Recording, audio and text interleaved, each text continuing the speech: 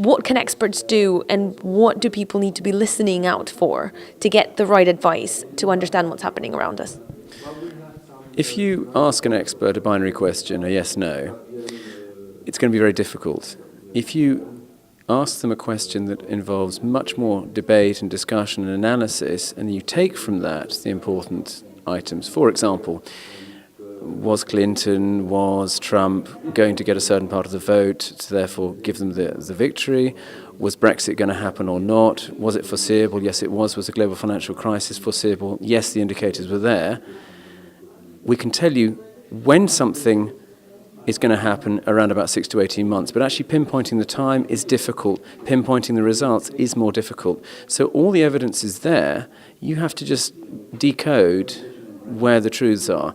So a binary question like, when's the financial crisis going to happen, is going to lead to problems, because it was almost impossible to time the global financial crisis more than 18 months out, because we didn't know when that point of sort of lack of confidence moment was going to happen. It was Lehman's, perhaps Bear Stearns before that. That's a good example of why experts weren't able to give a precise timeline. But all the information was there, all the analysis had been done, so it's a bit unfair to say, why did no one predict this? Because we were all talking about it. It was just a question of getting to the right moment and calling that correctly, which was almost impossible.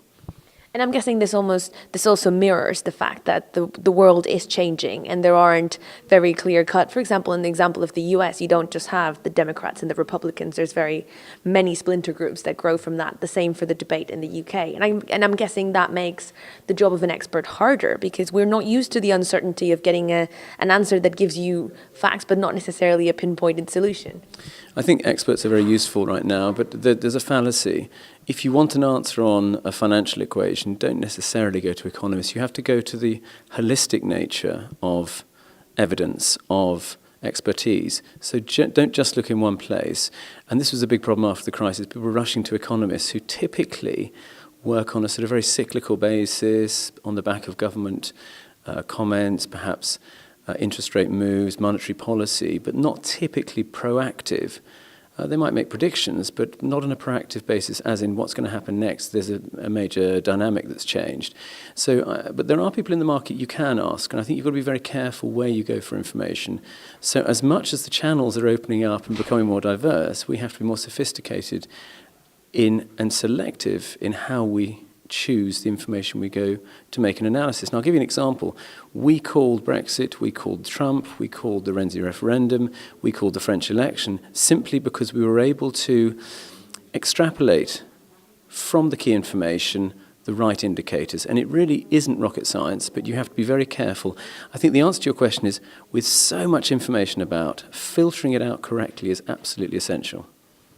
And something else that you touched upon when you did your talk was about the tarnished reputation of the financial sector after the crash in 2008, and how that doesn't necessarily represent the rest of the industry and the sector as a whole.